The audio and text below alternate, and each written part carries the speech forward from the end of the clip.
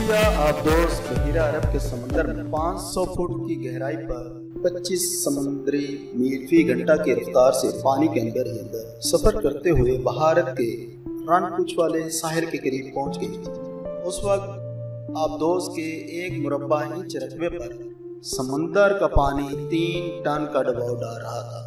ये जदीद तरीन आबदोज, जिसके मुल्क का नाम मैं यहाँ जाहिर नहीं करूँगा, खुले समंदर के नीचे 1000 फुट की गहराई तक सफर करते हुए जब भारत के रनकुच वाले मगरबी साहिल के नजदीक पहुंची तो 500 फुट ऊपर आ गई। आबदोज के अंदर खामोशी छाई हुई, सिर्फ इंजनों के चलने की मामूली सी गूंज और किसी आले की टक टक की धीमी आवाज सुनाई दे रही थी। साहिल के ज्यादा करीब आ जाने पर आबदोज मजीद ऊपर आ गई। आबदोज का कमांडर पेरिस्कोप के साथ आंखें लगाए समंदर के बाहर का मंजर देखने लगा। पेरिस्कोप एक ऐसी दूरबीन होती है जिसके ऊपर एक लंबा पाइप लगा होता है। ये पाइप समंदर से थोड़ा सा बाहर निकला हुआ था। इस दूरबीन की मदद से आबदोज का कप्तान ज़ेरे आग रहकर समंदर के बाहर का मंजर देख सकता है। ये आबदोज भारत के मगरबी साहिल पर किसी भारतीय जहाज को टारपीडो का निशाना बनाने वाले नहीं थी, बल्कि इसका एक खुफिया मिशन था। इसने 2 पाकिस्तानी कमांडोज को रात की तारीकी में भारत के मगरबी साहिल के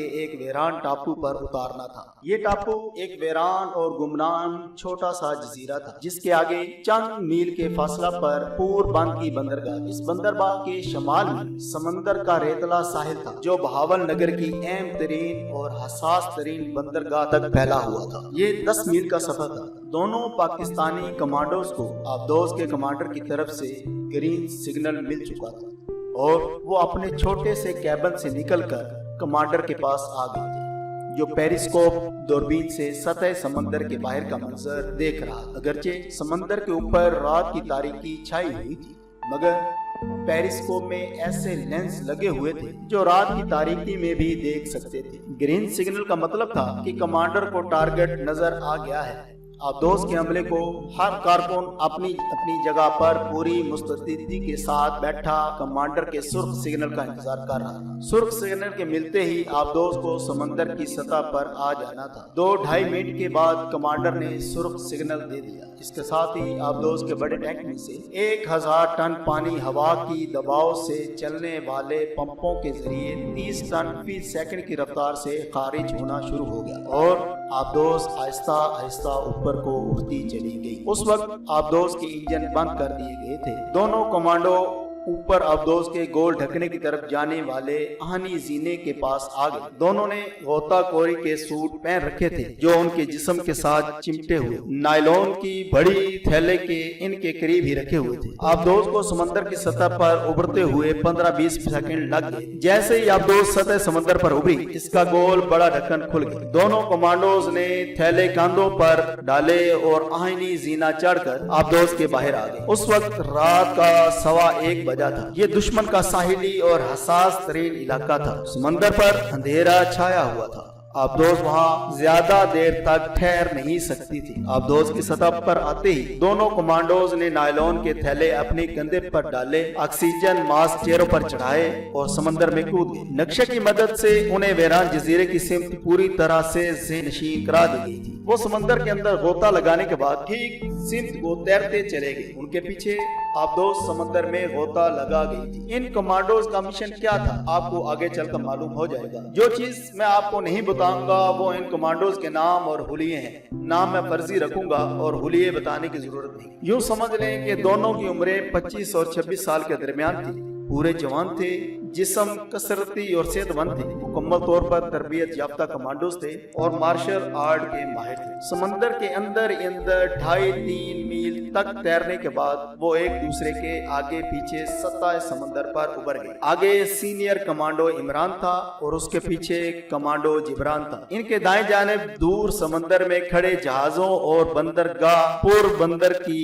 रोशनियां नजर आ रही थी, जिनका अक्स समंदर में झिलमिला रहा था। वो इन रोशनियों को मुखालिफ सिमत में तैरते हुए वीरान टापू के साहिल पर निकल आए। साहिल पर निकलने के फौरन बाद उन्होंने अपने अपने पांव से तैरने वाले फ्लिपर उतार कर हाथों में पकड़ लिए। वो उन्हें वहां फेंक नहीं सकते थे।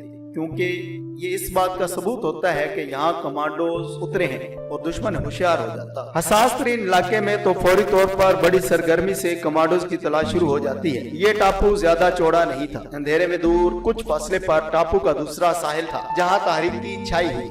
दोनों कमांडोज दूसरे साहिल की तरफ चारों तरफ से होशियार होकर चले जा रहे। फिर वो एक जगह खुश्क सरकंडों के पीछे छुप कर बैठे। उनकी नजरें दूर दूसरे साहिल के अंदर अंधेरों में कुछ तलाश कर रही थी। जब उन्हें बैठे बैठे एक मिनट गुजर गया तो कमांडो इमरान ने आहिस्ता से कहा, कहीं अपना आदमी पकड़ा तो नहीं गया। उसके लहजे में तशवीश थी। कमांडो इमरान दूर अंधेरे पर नजरें जमाए बैठा हुआ था। कुछ भी हो सकता है, वो हमें खुफिया सिग्नल का इंतजार करना होगा। इतने में दूर अंधेरे में रोशनी का एक नुक्ता 3 बार टमटमाया। कमांडो इमरान के हाथ में छोटी पेंसिल टार्च थी। उसने टार्च करो दूसरे साहिल की तरफ करके उसे 3 बार रोशन किया। उसके बाद अंधेरे में दूर सिर्फ एक बार रोशनी चमकी। ये इस बात का सिग्नल था कि सब ठीक है। उसका अपना आदमी जजीरे पर पहुंच चुका था और उनका इंतजार कर रहा था। दोनों कमांडोज ने जल्दी जल्दी अपना थैला खोलकर मछेरों के कपड़े निकाले। गोताखोरी का सूट उतारकर फ्लिपरों और ऑक्सीजन मास्क के साथ एक तरफ रखकर मछेरों के कपड़े पहने और थैले में से छोटा बेलचा निकालकर वहां गड़ा खोदकर गोताखोरी के सूट, फ्लिपर, ऑक्सीजन मास्क इसमें दबाकर ऊपर झाड़ियों की शाखें तोड़कर डाल। अपने अपने पिस्तौल चेक की।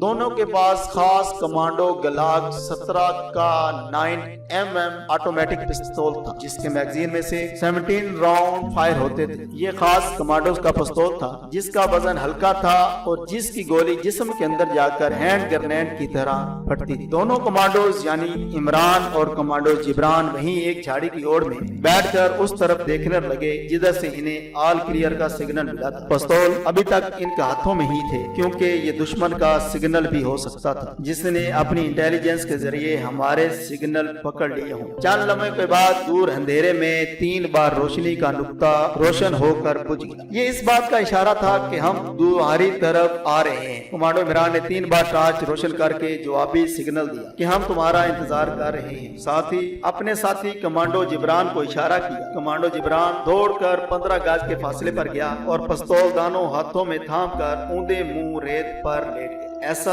इसलिए किया गया कि अगर अपने आदमी की जगह दुश्मन आ रहा है तो उसे वहीं ढेर कर दिया जाए। थोड़ी देर बाद एक इंसानी साया रात की तारीकी में कमांडो इमरान के सामने आकर रुक गया। उसने कदरे ऊंची आवाज में कहा, मेरी बच्ची को प्यास लगी है, क्या पीने को पानी मिल जाएगा? ये कोई खुफिया कोड था जिसके जवाब में कमांडो इमरान ने कोड जुमला बोला, क्या रावण की लंका जल रही है? इंसानी साया ने मजीद कोड में अल्फाज में कहा, बेयार भेंट के पंछी उड़ गए हैं। इस खुफिया इशाराती जुमले के बाद जब दोनों तरफ से एक दूसरे की शिनाख्त हो गई तो कमांडो इमरान ने कमांडो जिब्रान को हल्की सी सीटी बजाकर वापस बुला लिया। अंधेरे में आने वाले अजनबी ने इमरान और जिब्रान से हाथ मिलाया और पूछा, समंदर में किसी ने पीछा तो नहीं किया? कमांडो इमरान ने जवाब दिया, ऐसी कोई बात नहीं, वैसे भी हम समंदर के अंदर तैर रहे थे। तुम्हारे अपने कपड़े कहाँ हैं? इमरान ने कहा, वो हमने जमीन में दबा दिए हैं, मेरे साथ आओ।